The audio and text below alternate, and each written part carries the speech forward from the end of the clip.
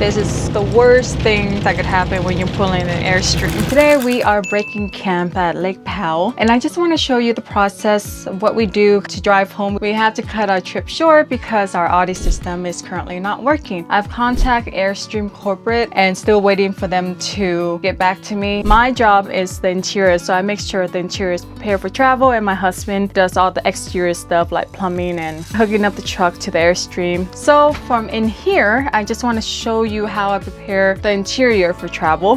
Bed, very standard, nothing on the counters. Bathroom, again, I don't leave anything on the counter because everything would be on the floor. Shower, I just put this, keep falling down on us, so now I just leave it on the floor. A headache in this trip. Every single time we move the trailer, everything would come out of here. And then there's this latch right here. I'm not sure if you can see it, but then if you push up on it, it latches more. And later on, if we decide to keep this Airstream, I will buy a lock for it. Again, nothing on the counters or anything like that. All of this also. I forgot to show you the view from our campsite, and this is our view from our bedroom. So it's quite nice. You can't really see much of the lake, but it is a beautiful view to wake up to. As of right now, no, I don't think this campground was worth the money, especially with the resort charge that they charge us. And now I'm just making sure all of the electronics in here are off. When we travel, I like to put it on away mode. That shuts off all the lights in here. There we go. The lights are shutting off. Now for exterior, this is my husband's job to hook up the truck to the Airstream. It's a very semi-complicated process, so this is pretty much his job. And my job is to just kind of go around the Airstream one last time to make sure everything is kind of put away and we don't have anything sticking out. Okay, the power is still on, so I can probably take this off, and then once we get all set up, we'll be on our way. So off. It's not supposed to be windy today, but it's still windy. So this is pretty much where we're storing our power.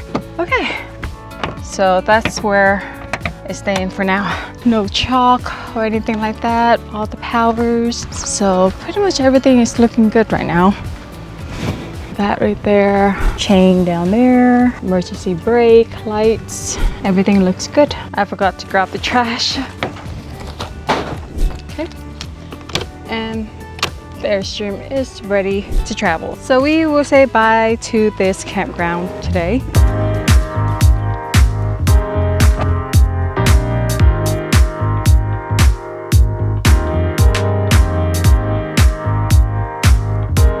The travel time is probably closer to 9 hours from here to our home. We might stop at a Walmart, or we might just drive all the way home. I did join up for Boondoggers Welcome. I hear just great things about it. They're a sister to Harvest Host. I actually reached out to one of the hosts that said they were available today, and they actually came back and rejected my request to stay there. So far, it doesn't feel very welcoming. For us, that might not work because we like to travel spontaneously.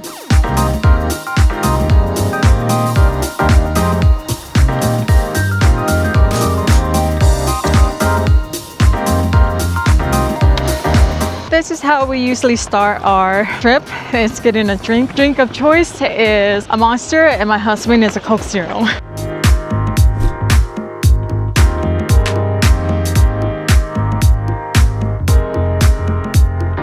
Okay, we actually made a U-turn so I can show you this really cute cafe on the side of the street. Moe? And it's like right on the side of this road 89. That is really awesome. This is so cool. So if you're driving through Kanab, you definitely want to stop here. Let's go in this cave-like structure. It's like a gift store in here. Wow. So it's like a little museum in here.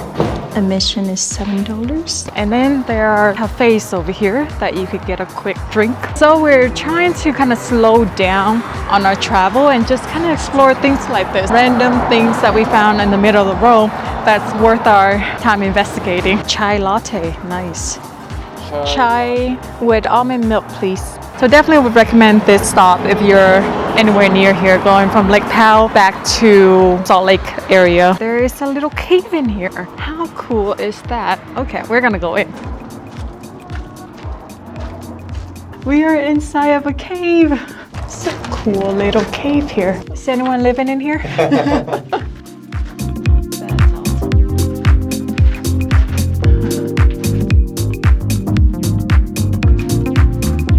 Even a restroom here if you need to stop. If you're coming here first, I would probably skip Antelope Canyon and just do this tour right here. You probably get more for your money. It's at 104 right now in May. Awesome, thank you. You too. We're just gonna eat in our truck because it's kind of cold. It looks really good.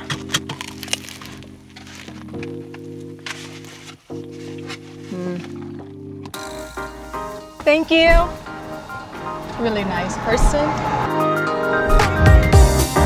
It is snowing right now. Thing is hailing right now. This is the worst thing that could happen when you're pulling an Airstream. Sky over there. We are almost at 8,000 feet in elevation. This is the summit near Beaver. That's why it's snowing. Temperature right now is 35 degrees outside. This is the Creamery. Beautiful building. It's a really nice store. Oh wow, look at this. Kitchen stuff. These are really cool for Airstream because it doesn't break. It's not ceramic. So these would be really great for RV life. Cute. Look at this. This Creamery in Beaver, Utah. And they have all of these probably locally made stuff here. That's really cool. This is the good stuff right here. What is in here that's making it glittery? I forgot what it's called, but it's edible glitter. It's edible glitter. I hope so. Then this kid zone. That's really cute.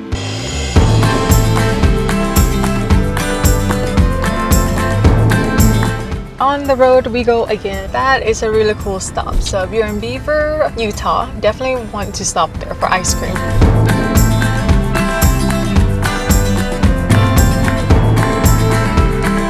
Airstream is parked across the street. I got so hungry I forgot to film the food. So we're gonna try to drive all the way home tonight. We're not gonna stay at a Walmart because it is too dang cold here. And we don't have heat right now, so we're just gonna drive home.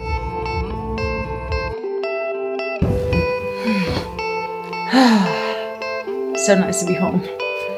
The next day. Good morning. So we are currently home and I'm just gonna walk you through the steps that we take to kind of clean up the Airstream and get it ready for our next trip. Today we're gonna wash the Airstream because it is currently sunny and the weather is reasonably nice. So to wash the Airstream, we use this product right here. We're just gonna wash it off because it is pretty filthy. Not sure if you can see it on camera. These are our tools.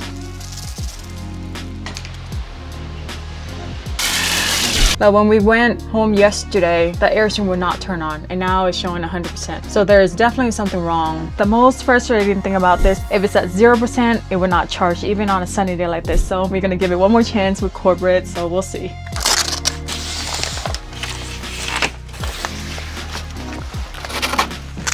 I opened all the blinds so we could clean the windows also. All the dust, I don't know how the dust got in. We've been having this like water spot right here and I don't know where it's coming from. This down here. Kidding. Oh, I never show you the topper that I got for this bed that makes it super comfy. I will do that on a tour video next time. Just gonna get everything out and wash this. So be ready for our next trip.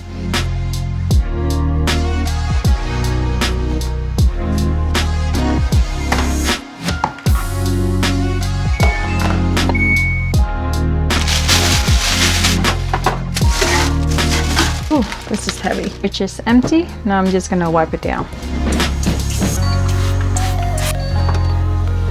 Still watching? Thank you. A quick like and subscribe really helps me keep creating.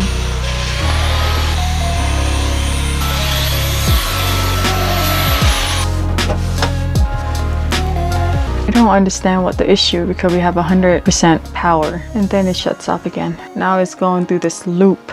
I'm just gonna shut everything off then.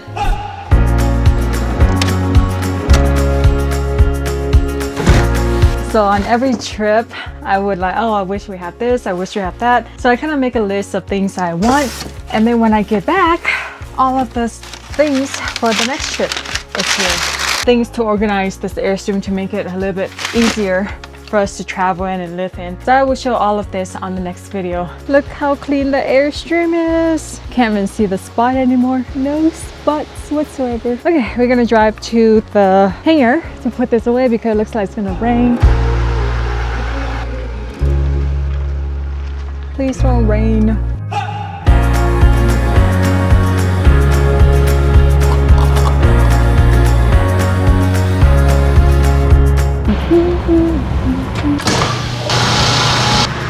Keep going.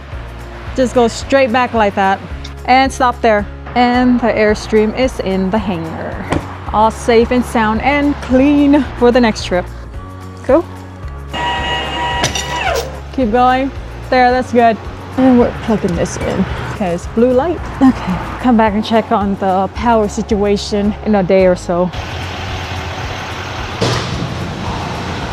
So I hope you enjoyed this video. That's pretty much what we do on every return trip. It varies depending on when we wash the Airstream, but we always wash it before we put it in the hangar. So I will see you in the next video. Bye. Thank you for watching. Until next time.